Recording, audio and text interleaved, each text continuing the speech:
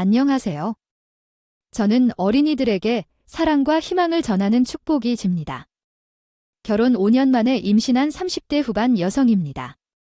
모든 어머니들이 아이를 가지면서 느끼는 기쁨은 말로 표현할 수 없다고 합니다.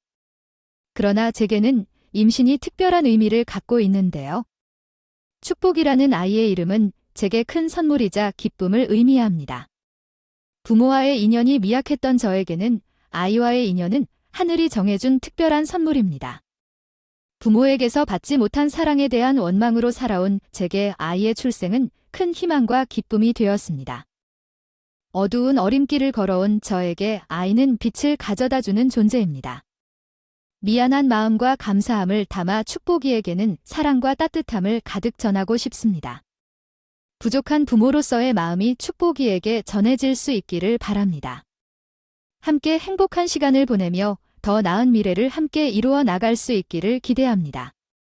감사합니다. 그러나 그것은 제게 너무 큰 욕심이었나 봐요. 엄마, 아빠라고 제대로 불러보지도 못하고 부모라는 사람을 세상에서 가장 원망하게 된 사연을 지금부터 들려드릴게요. 어렸을 때부터 끼니를 제대로 챙겨 먹지 못할 정도로 우리 집은 가난했습니다. 그래서 전 어렸을 때 아침, 점심, 저녁을 제대로 챙겨 먹을 수만 있다면 소원이 없겠다고 자주 생각했죠. 엄마, 나 배고파. 오늘 아빠 월급날이니까 쌀 사올 거야. 그때까지 좀 기다려. 우리 집은 정말 아빠 월급날까지 겨우 견딜 정도로 매달 끼니 때문에 점점 긴장했습니다. 늘 아빠의 월급날이 되면 배가 고팠던 기억이 생생했죠. 맨날 얻어만 먹다가 오늘 내가 쌌지? 미쳤구나. 아니, 집에 쌀이 떨어져서 밥도 못 먹고 있는데 술을 먹어 제정신이냐? 아, 내가 뭐 거지냐? 나도 좀 풀 때가 있어야 될 거 아니야? 내가 뭐 돈 버는 기계야? 쓸데없는 소리 말고 쌀은 주야. 아빠가 통닭 사왔다. 맨날 먹는 밥, 우리 딸도 특식 한 번 먹어야지. 푼이 모자란데 술이나 처먹고 다니고. 일단 통닭이나 사고. 진짜 너는 인간 쓰레기야. 얘야, 넌 내가 싫지. 돈 못 벌어오면 내가 싫지. 왜 딴 놈 만나서 버스를 갈아타고 싶냐 갈아타라고 하루에 몇 번씩 거지 같은 집구석 나도 떠나고 싶어. 이게 진짜 무릎을 무르다 하루 이틀 일이 아니었습니다. 매일 돈 때문에 엄마 아빠는 서로를 죽일 듯이 싸웠고 전 안중에도 없었습니다.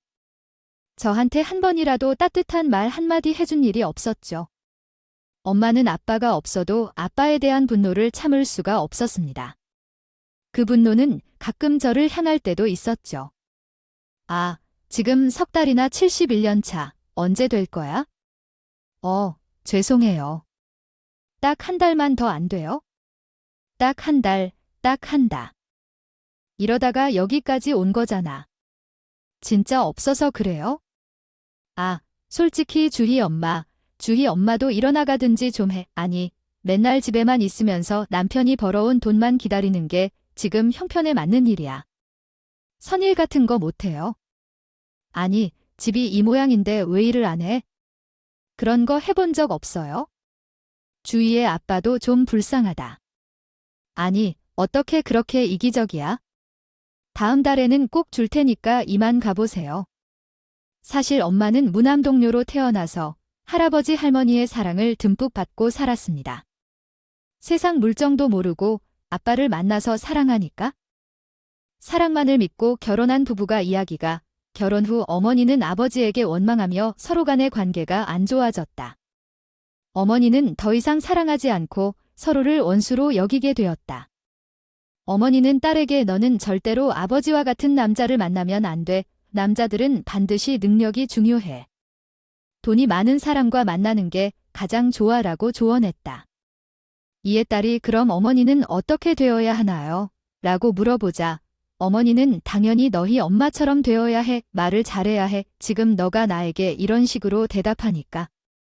아무튼 치아빠 딸 아니라 놈, 신경 썩은 놈씨라는 말을 하며 화를 냈다. 나는 그때 너를 바로 떠나야 했는데 너 때문에 지금 어버이를 아비로 중명하게 되었다. 아직도 어머니가 한 말이 마음에 남아있다. 그러던 어느 날 집으로 전화가 왔다. 아빠 죽었다 라고 말했다. 어떻게 그럴 수 있어? 라고 물어봤다. 공사 현장에서 상황이 위급해서 레일이 끊겨서 죽었어. 아버지가 몸을 떠나고 장례식은 외로웠습니다. 어머니는 아버지의 사진을 보며 울음으로 가득했어요. 어머나, 인간아, 어떻게 이렇게 책임 없이 세상을 떠나가니. 그래서 사모님은 정말 안타깝게 대처를 했죠. 제가 드릴 말씀이 있는데 이야기를 하나 나누실래요? 아버지의 사고는 산업재해로 회사에서 유가족에게 위로금을 주고 있다는 얘기를 들었어요. 우리도 돈 받을 자격이 있지만 어머니의 반응이 신기했어요. 이게 사람 목숨의 가치야? 우리 집안을 망치는 거야? 딸이 학교를 다녀야 하는데 이 돈으로 어떻게 보내? 약속하지 않아. 나는 할 수 없어. 이 돈의 2배를 받아야 해. 사모님, 김정식 씨는 안전수칙을 지키지 않았다고 합니다. 안전모를 쓰지 않고 레일 점검도 안 했다고 해요. 우리가 최선을 다해드린 금액에 불만이 있다면 어떻게 해야 할지 모르겠어요. 그럴 경우 저희도 사건을 다시 검토할 필요가 있어요. 저희가 제시하는 금액이 만족스럽지 않다면 우린 어떻게 할 수 없어요. 회사 규정상 우린 더 주지 못해요. 그럼 뭘 하면 좋을까요? 일단은 상황을 평가해 보겠습니다. 하지만 정말 많이 참았어요. 네, 아시다시피 아버지가 돌아가신 후의 슬픔은 잠시였습니다. 엄마는 아버지가 돌아가신 후 회사에서 받은 위로금으로만 생각하고 있었습니다.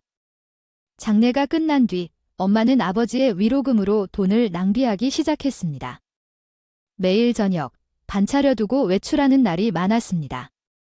엄마, 어디 갔다 올 필요가 있어? 밥 차려뒀으니까 집에 와. 과이, 어디 가는 거야? 왜 그렇게 이쁘게 입고 나가? 엄마, 어디 가든 너한테 상관할 일이 아니야. 너의 숙제나 끝났니? 제대로 해. 공부 안 하면 안 돼.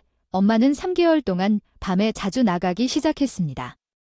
그리고 어느 날 충격적인 소식을 전해왔습니다. 엄마, 아마 재혼할 거야? 좋은 사람이야. 다음 주에 이사 갈 거야? 알고 있지. 아이, 아버지를 잃고 얼마 안 됐는데 왜 아버지를 기억하지 않고 다시 시작하려고 하냐? 하늘에선 아버지가 행복할 거라고 생각해라. 어린 마음에도 이해할 수 없었습니다. 아빠를 잃고 이렇게 재혼을 할 생각을 하는 엄마에 대해 의문이 가득했습니다. 원망은 자꾸막 커져갔습니다. 새 아빠라고 하는 사람 집으로 이사 가던 날 전 뭔가 자꾸 불안했습니다. 엄마가 아무리 좋은 아저씨라 했어도 저한테는 생판남인데 어떻게 가족으로 받아들여야 할지 몰랐죠. 내가 주인이네. 예쁘게 생겼네. 자, 동호동수 여동생한테 인사해야지. 새 아빠에게는 2 아들이 있었습니다. 둘 다 고등학교를 다니고 있었고 전 그 오빠들이 저를 쳐다보는 눈빛이 기분이 나쁠 정도로 불쾌했습니다. 뭔가 절 신기하게 보는 듯 하면서도 위아래로 훑어보는 것이 너무 징그러웠죠. 그렇게 그 집에 들어가는 후 엄마는 새 아빠 아들들을 챙기느라 전 안중에도 없었습니다. 아들 도시락 챙겨가야지. 아씨, 누가 아들이야? 아줌마가 미안해. 아줌마, 내가 셔츠 다림질하라고 했잖아. 아, 진짜 지각하겠네. 내가 깜빡했네. 주희야, 얼른 옷 빠셔서 가져와서 내가 좀 타려. 내가 너 할 줄 알잖아. 아, 빨리 해. 나도 학교 가야 되는데 얼른 해놓고 가. 넌 학교 가깝잖아. 다림질뿐만 아니라 엄마는 저를 무슨 가정부 오빠들의 뒤치다꺼리를 맡겼고 엄마 또한 오빠들의 눈치를 보느라 매일 가시방석이었습니다. 엄마, 나 기말고사 100점 맞았어. 조용히 안 해. 왜 형도 지금 기말고사 기간이라 공부하고 있잖아. 이거 형 방에 가져다 주고 와. 빨리 자. 진짜 핏줄은 100점을 받아도 남의 일이냥 신경도 안 쓰고 남의 아이가 공부하는데 간식 챙겨주겠다고 딸을 등한시하는 엄마. 전 정말 엄마에게 잘 보이려고 공부도 열심히 했고 엄마가 시키는 대로 다 했는데 갈수록 엄마가 대하는 게 남 같아 보였어. 전 엄마가 시키는 대로 형 방에 들어가서 간식을 가져다 줬어. 얘야, 너 놓고도 모르냐? 과일 드세요. 방에 들어가 보니 공부는 커녕 게임에 정신 팔린 형이 있었어. 엄마는 그런 형이 뭐가 좋다고 이렇게까지 하는지 이해가 안 됐어. 잠깐만, 너 몇 살이야? 13살이야. 그럼 너 이제 아가씨 늙겠는데? 그게 무슨, 이리 와봐의 형이 너 아가씨 되었는지 안 되었는지 한번 봐줄게. 전 너무 무서웠어. 하지만 소리를 지를 수도 없었어. 이 집에 제 편은 아무도 없을 것 같았거든. 빨리 안 와, 너 이 집에서 쫓겨나고 싶냐? 전 형에게 천천히 다가갔고 형은 제 온몸을 만지며 이상한 표정을 지었어. 그리고 갑자기 제 입술에 뽀뽀를 했어. 우리 주인 아가씨 다 됐네? 형이. 가끔 주희방에서 노는데 그때 오빠가 아가씨가 되면 어떻게 해야 하는지 알려줄게 알았지? 전 너무 놀랐다. 방문을 열고 뛰쳐나와 제 방으로 들어가서 펑펑 울었다. 너무 역겨웠고 더럽다. 하지만 이건 아닌 것 같아서 바로 엄마에게 이야기했어. 엄마, 계집애가 재수없게 왜 질질 자꾸 그래? 엄마, 아까 오빠가 동호 오빠가 전 아까 오빠 방에서 있었던 일을 이야기했어. 그런데 엄마가 한 말에 정말 충격받았어. 너희가 아무에게도 말하면 안 돼? 알겠지? 왜 너 진짜 쫓겨날까? 그리고 너 왜 이렇게 분노한 옷을 입었어? 너가 원인을 제공했네. 앞으로 좀 조심하고 옷도 좀 신경 써. 제가 원인 제공자라니 전 집에 있기 싫어서 밖으로 나가버렸어. 눈에 안 보이면 괴롭히지 않을 거라 생각해서 아무 생각 없이 동네 공터에 앉아 울고 있었어. 그런데 누군가가 나에게 말을 걸어왔어. 너 왜 우니? 누군가는 어디선가 많이 본 것 같은 여자였어. 나 몰라. 어제 저녁은 윤혜린, 김주혜 맞지? 예린이는 저희 바로 옆집으로 이사 왔다고 했어요. 예린이는 엄마 아빠 사랑을 많이 받고 자라났어요. 늘 예쁜 옷에 웃음기가 많은 아이였죠. 무슨 이유인지는 모르지만 나중에 이야기할 친구가 필요하면 내게 찾아와도 돼. 나도 전화번호 적응하기가 힘들어. 그날을 계기로 예린이와 베스트 프렌드가 됐어요. 예린이와 학교 생활하는 것은 정말 재미있고 행복했어요. 하지만 학교 시간이 되면 집에 가기 싫어서 얼굴이 울상이 됐죠. 예린이는 이를 보고 우리 집에 놀러 올래? 엄마가 널 오랜만에 보고 싶다고 해라고 말했어요. 정말. 그럼 가자. 오늘은 엄마가 똑똑해져 나오고 있어? 그렇게 예린이 집으로 초대받게 되고 거기서 가족이란 것을 느끼게 됐어요. 넌 지희구나. 예쁘다. 우리 예린이가 학교 생활에 적응하기가 힘들까 걱정했는데 주변 덕분에 즐겁다고 하네. 고마워. 주희야 아니에요. 제가 예린이 덕분에 학교 생활이 더 즐거워졌어요. 똑똑하게 말하며 떡볶이를 해서 같이 먹자고 했어요. 정말 오랜만에 따뜻한 밥상을 누리는 기분이 들었어요. 당겨졌던 돈은 달리 예린이네 집은 따뜻한 온기로 풍부했어요. 특히 제가 예린이 집에 자주 가는 이유 중 하나는 새 아빠 때문입니다. 새 아빠는 주취하면 완전히 다른 사람이 되어 엄마를 때리곤 했습니다. 너희 둘이 이 집에 들어와서 뭘 할 수 있냐? 어디서 이런 불행한 것들을 데리고 와서 라며 화내고 계집 아이를 밖으로 몰아냈어요. 새 아빠는 절하면서 뱉어내어 저를 마당으로 쫓아냈습니다. 그때 너무 추워서 말을 걸었지만 너 뭘 잘못했어? 얘 해와서 술상 차려줄 테니까 여기 와 라며 방으로 불려 들어갔습니다. 저는 그날 3시간 정도 밖에서 떨었던 것 같아요. 옆집 예린이네에게 도움을 요청하고 싶었지만 너무 늦은 시간이라 갈 수도 없었고 오빠라고 하는 인간들은 제가 밖에서 떠는 걸 보며 낄낄거렸죠. 숫자들 제 가슴 크다 야 내가 만져봤다니까. 근데 저렇게 벌벌 떨고 있으니까 애벌레 같지 않냐. 그러네 야 너 집에 들어오고 싶지. 그럼 오빠 방으로 와 오빠가 재워줄게. 싫어. 나 싫다고. 저기 집에 아직도 정신 못 차렸네. 너 우리 집에 들어올 생각 아예 하지도 말아라. 전 그렇게 추운 날씨에 3시간을 서 있다 결국 쓰러지고 말았습니다. 눈을 떠보니 예쁜 벽지로 꾸며진 낯선 방이었죠. 주희야 괜찮아 정신이 좀 들어 아줌마 전 그렇게 예린이의 도움으로 941생으로 살아났습니다. 하지만 살아서도 또다시 저 지옥 같은 집으로 들어갈 생각을 하니 막막했습니다. 역시나 제가 하룻밤 없어져도 아무도 궁금해하지 않았고 특히나 엄마는 절 걱정하게는커녕 야단만 쳤죠. 이거사 내가 너 때문에 하루하루 피가 말라. 너 왜 자꾸 아빠 자극하는 거야? 나 아무것도 안 했어. 그냥 저 아저씨 나 혼자 술을 마시고 나를 때려서. 엄마는 그것을 못 보지 못했다. 엄마는 그런 행동을 보고도 그냥 넘어가는 편이었어. 나는 입을 다물 수 없어서 왜 널 낳았는지 매일 후회하게 되었다. 내가 나 때문에 되는 것 하나도 없다고 말해. 이 집에서 살고 싶다면 입 다물고 말을 잘 들어야 해. 알았어. 엄마는 딸에게 하는 얘기가 아니었고 일종의 협박 같은 것이었다. 엄마의 눈이 그렇게 무섭다는 걸 몰랐고 엄마의 목소리가 그렇게 공포스러운 줄도 몰랐다. 그날 나는 그것을 분명히 느꼈어. 나는 학교에서 항상 칭찬을 받는 아이였고 친구들에게 항상 인기 많은 친구였다. 모든 것이 학교 생활에만 좋았으면 좋겠다는 생각을 했다. 하교하면서도 발걸음이 한없이 무거웠다.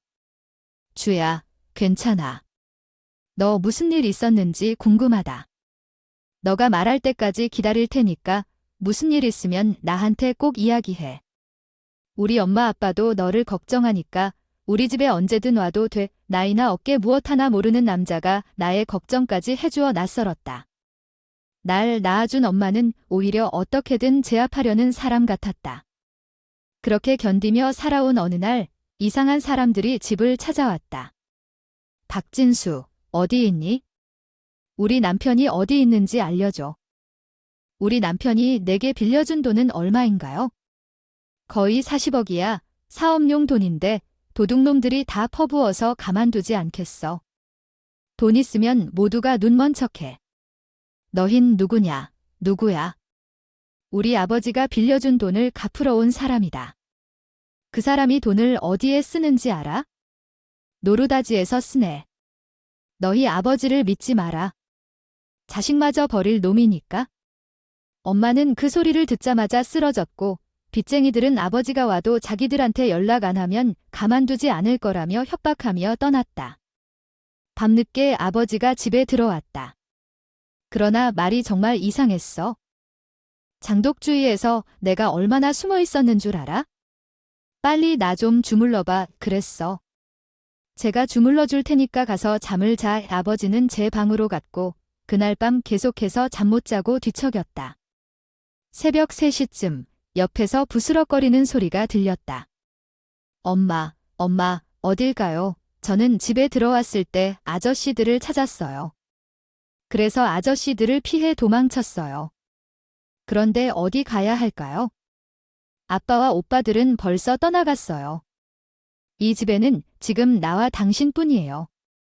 주희야, 미안해. 어머니도 이제 제대로 살고 싶어 해요.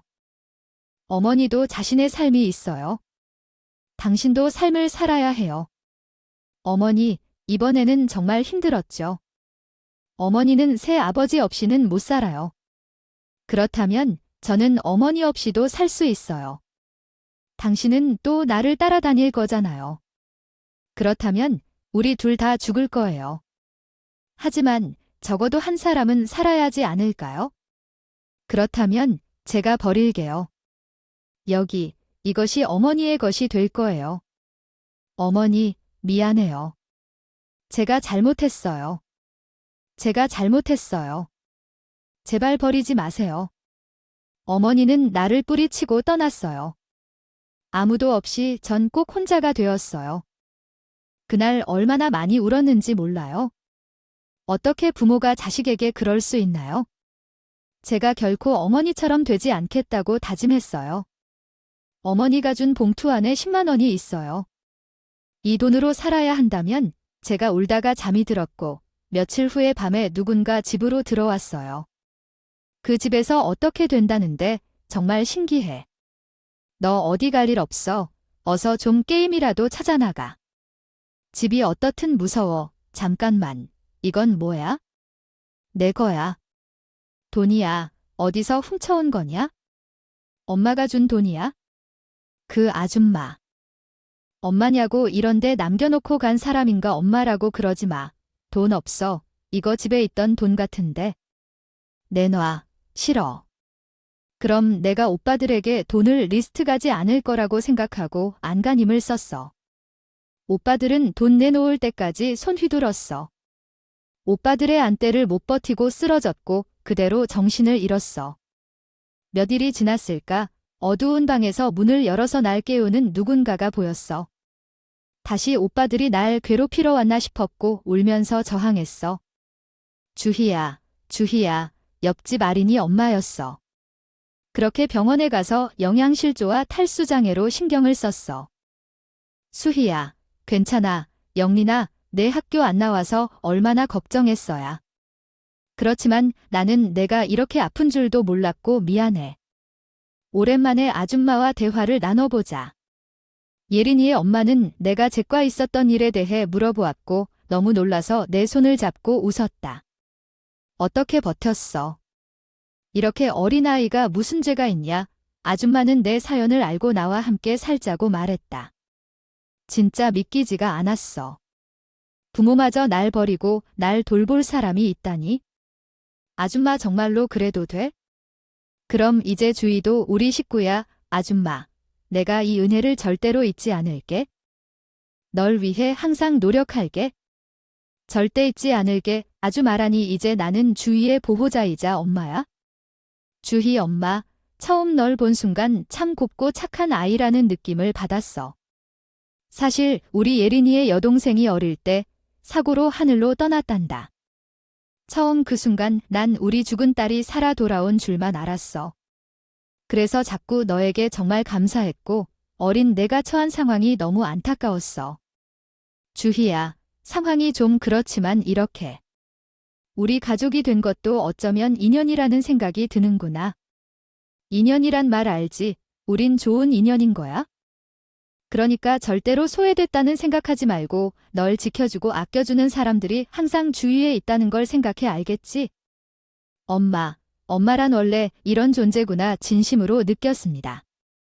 그리고 제 인생에도 빛이 비춰지는구나 하며 감사했죠.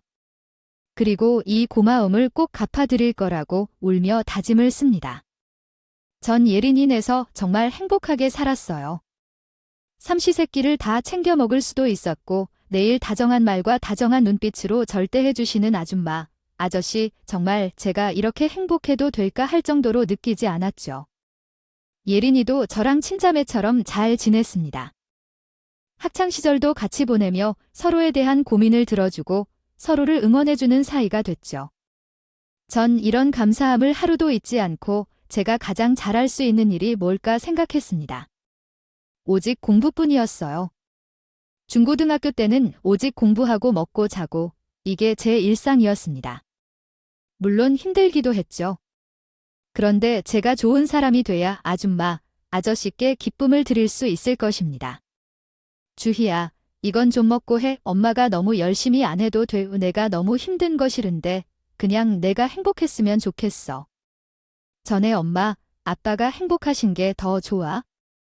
전이 생각하면 모든 게 더 즐거워. 공부도 제 행복을 위해 하는 거야. 하지만 건강을 해쳐가면서 하는 건 엄마는 원치 않아. 우리 주희가 행복하고 건강한 게 제일 좋아. 엄마 말 알겠지? 네, 엄마, 아빠가 행복한 게 나의 기쁨이야. 행복했어. 공부를 하면 할수록 더 즐거웠고 꿈을 꼭 이루고자 하는 다짐이 더 강해졌어. 제 노력은 결코 헛되지 않았어. 최종적으로 의대에 합격했고 의사가 됐어. 우리 주희가 의사가 다 되다니 대단하다. 장애 내 딸이 의사라니 정말 믿기지가 않아. 주희야, 정말 고생했어. 알았어, 해낼 줄 알았어. 정말 축하해. 너도 대기업 취직했잖아. 두 분 덕이야. 아마 이런 일을 꿈조차 꿀 수 없었을 텐데 두 분이 내가 이렇게 만들어진 거야. 오늘 이렇게 말하고 싶어. 엄마, 아빠, 지금까지 키워주셔서 정말 감사해. 우리 가족은 함께 기쁨의 눈물을 흘렸고 이 행복이 오래가길 바란다. 저는 알았습니다. 하지만 예린이 아빠의 사업이 어려워지고 가족 상황이 어려워졌습니다. 그럼에도 불구하고 아줌마 아저씨는 저에게 소비 내용을 드러내지 않았습니다. 오늘 반찬이 좀 그렇지만 맛있는 밥만 먹으면 돼요? 고기가 없어도 돼요, 엄마. 오늘만 좀 봐줘. 진짜 예린이의 엄마는 제게 딸처럼 대해주셨습니다. 가족 상황이 어려워도 그 누나는 한 번도 불평하지 않았습니다. 그래서 예린이는 아빠의 현황을 알아보기 시작했고, 알아보니 아빠는 누군가에게 사기를 당해 큰돈을 잃었습니다. 어떡해요? 정말 그런 사람이 있을 줄 몰랐어요. 얼마나 속상해야 할까요? 그거 신경 쓰지 마세요. 당신은 애들을 잘 챙기고 있으니까? 아빠는 가족 위해 최선을 다하고 막노동도 하면서 생활비를 마련했습니다. 그 모습을 보면서 너무 마음이 아팠습니다. 과연 나도 뭔가 도와줄 수 있을까요? 매일 고민하곤 했습니다. 그래서 내가 할 수 있는 방식대로 가족을 도와주고 싶었습니다. 이게 무엇인가요? 제가 그근을 함께 지켜드리겠습니다. 생각하니 울 부모님이 가난하셨으면서도 일부러 의료검사 비용하니 그것은 용돈이었으니까 자유롭게 쓰시라고 하셔서 고마움을 느꼈습니다. 그래서 올 달부터 이용해온 자금을 모았으며 매달 여러 핑계를 댄 후 용돈을 드리고 있었습니다. 그리고 용돈만으로는 충분치 않아서 가만히 갔다가 필요한 생필품을 몰래 사갔습니다. 방금엔 쌀이 없다 해서 내일 살 생각이었는데 쌀통에 가득함을 발견하았는데 용돈을 드리면서 할머니가 간이유 있다면 이전날 저때 경우 인근에 계속 근무해 후에 온 일이니 나는 평소 각본이 속이고 그날 배정이 했나 보다. 그래도 기분이 좋았는데 도둑고양이처럼 집에 몰래 거래 후 채워진 생필품을 갔습니다. 추가로요. 병원 근무일 업무량을 늘리고 보너스를 더 받기 위해 진짜로 노력했습니다. 언젠간 아빠가 너무 그리워서 아빠가 일하는 대리기사 회사에 전화를 했고 나는 아빠를 나의 대리기사님으로 부르기 시작했습니다. 아빠는 모르게 얼굴을 가렸고 후배 처리를 부탁하여 우리는 한 대 차에 함께 타게 되었습니다. 아니, 너무 멀리 가시네요. 네, 우리 딸도 사실 병원에서 일하는데 그냥 면회하러 가는 거였나 봐요. 아니요, 예쁘지. 열심히 공부하고 착해요. 아무런 부족함이 없어요. 딸도 아버지를 많이 사랑할 것 같아요. 나도 그런 생각이에요. 아버지가 해준 게 하나 없지만 얼마나 잘하는지 제 자식이 봐도 알 거예요. 그때 내 아버지는 대리기사는 왜 하는 건지 물으셨고 아빠는 그건 내 잘못이에요. 애들한테 부담 주기 싫어서 하는 거예요. 그리고 운전도 좋아하고요. 일석이조 내 아빠의 말을 듣자마자 눈물이 쏟아졌습니다. 아빠가 나를 이렇게 사랑한다는 걸 직접 듣니 더 감동적이었습니다. 자, 도착했어요. 어두워서 조심히 들어가세요. 네, 대리비 아저씨, 감사합니다. 오늘 정말 힘들었는데 덕분에 편하게 돌아갑니다. 대리비 좀 더 넣어드릴게요. 부담 갖지 마시고 받아가세요. 이제 다 왔어요. 하지만 아빠의 사업이 어려워지고 있다는 건 아무리 이렇게 해도 변함이 없는 일인가 봅니다. 작게 도와주는 것에는 의미가 없다는 것을 깨달았어요. 혼자 독립하기 위해 6년 동안 저축을 한 통장을 깬 후에 부모님께 드리기로 결심했어요. 우리 딸, 왜 이렇게 오지 않았어? 바빴나 봐. 너 얼굴을 잊어버릴 것 같아. 집에 자주 와. 함께 밥 먹자. 예리는 오늘 야근한다고 늦게 온다네 식탁을 보니 갑자기 눈물이 쏟아졌어요. 거기엔 내가 좋아하는 반찬들만 있었거든요.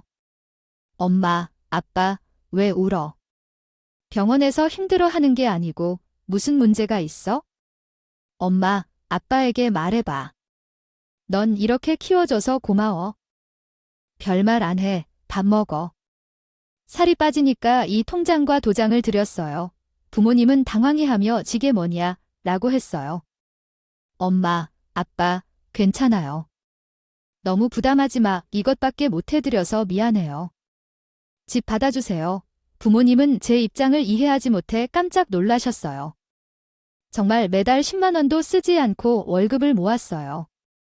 원어스도 한 푼도 쓰지 않고 통장에 다 적응했죠. 주여 이 많은 돈을 아버지 힘드시잖아요. 저 다 알아요. 아버지, 제발이 좀 받아주세요. 그리고 꼭 다시 회사 살리세요.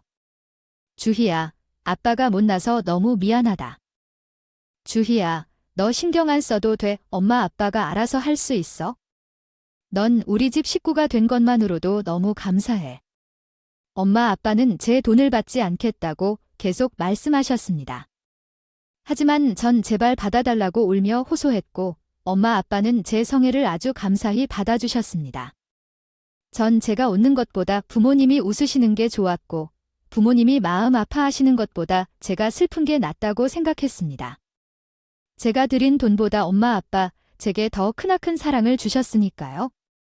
그렇게 시간이 흘러 아빠의 사업도 어느 정도 안정화가 됐고 저 또한 레지던트 과정을 마치고 전문의 일을 준비하던 시켰습니다. 그런데 정말 뜻하지 않은 일이 일어났어요. 선생님, 저기 좀 가보셔야겠는데요. 왜 전 응급실 한쪽에서 소란스러운 곳으로 걸어갔습니다. 그런데 가면 갈수록 어디선가 많이 들어본 목소리가 들리는 겁니다. 하이톤의 목소리. 늘 신경질적인 말투. 전 환자와 보호자를 보자마자 깜짝 놀라며 말했다. 그리고 바로 저를 버리고 떠난 엄마였다. 너는 여기 어째서 왔냐고. 얘 어디서 많이 본 것 같은데 너는 어부다방의 미스 김이냐. 진짜 끔찍한 정도로 보기 싫은 두 사람. 내 인생에서 삭제하고 싶은 두 사람 앞에 서 있다니 새 아빠는 알코올 중독과 치매 증세까지 보여서 정말 말이 안 된다. 정말 믿기 싫을 정도로 악몽 같은 순간이었다. 본인을 꾸미는 맛을 살던 엄마는 한눈에 보이는 것만큼 얼마나 어려운 시간을 견디며 살아왔는지 알 수 있었다. 옷은 다 늘어진 티셔츠, 신발은 때 묻은 슬리퍼까지 신고 내 앞에 서 있다니 참으로 분노가 솟아올랐다. 이랬던 살림은 몇 개나 했다고 이렇게 비참하게 살기 위해 낳은 게 맞느냐. 이년아, 내가 너를 낳아주기를 낳았다고 마누라. 아니 뭐 다시 만난 엄마한테 너는 이제 의사라고 부모라고 뭔가 보이지 않느냐? 자네가 나의 부모라 하고 나에게 뭐라노.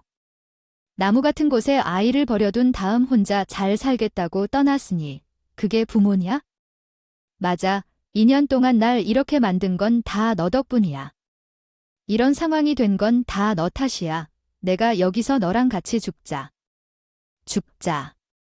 그 순간 그분은 더 이상 자신의 글쓴이 인식을 갖지 못한 채 무의식적으로 어린 시절의 상처와 고통들을 드러내며 두려움과 상실감을 터놓은 듯 했습니다. 엄마와의 갈등, 과거의 상처, 현실과 상상의 혼합된 이야기는 깊은 내면의 갈등과 고통을 보여주고 있습니다.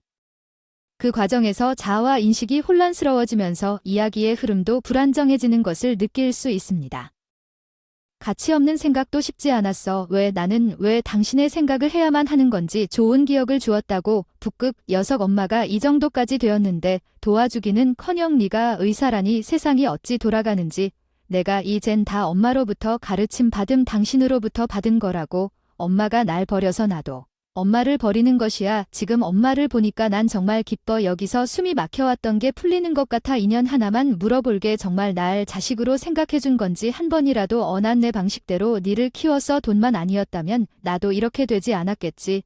내게 미안한 마음 하나도 없어. 내가 이렇게 잘 자랐잖아. 의사가 됐고 너를 보니 나도 이제 처인간이랑은 좀 끝내야 할 것 같아. 내 집은 있지. 내가 살림을 보겠어. 너는 돈 벌어오면 돼. 이제 딸과 엄마로 제대로 살아보자. 미친 것 같아. 이 집으로 갔다가 지금 엄마에게 무엇이라느니 했는지 혹시라도 내가 일하는 병원을 찾아오려 한다면 그런 생각조차 마. 네가 이미 날 버렸으니까 난 니를 버렸어라고. 그런데 갑자기 멀리서 사랑하는 진짜 우리 엄마 목소리가 들렸어. 그 순간 그분은 더 이상 자신의 글쓴이 인식을 갖지 못한 채 무의식적으로 어린 시절의 상처와 고통들을 드러내며 두려움과 상실감을 터놓은 듯 했습니다.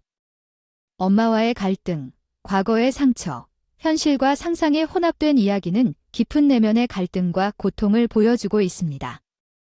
그 과정에서 자아와 인식이 혼란스러워지면서 이야기의 흐름도 불안정해지는 것을 느낄 수 있습니다. 주희야, 나는 어머니를 만나자마자 정말 안심되었고 나를 버린 어머니를 보는 것 같아서 진짜 사랑하는 어머니에게로 가버렸어. 어머니, 밥 먹었니? 내가 집에서 밥을 못 먹었으니까 어머니가 도시락을 싸줬어. 근데 저 사람은 누구야?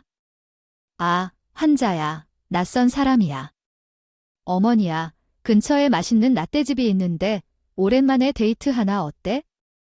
나를 버린 어머니와 나를 사랑해주는 어머니랑 팔짱 끼고 나간 나를 보며 정말 당황한 표정으로 나를 쳐다보기만 했어. 세상에서 내게 가장 사랑하고 믿어주는 사람은 아마 다들 부모님이라고 생각할 거야.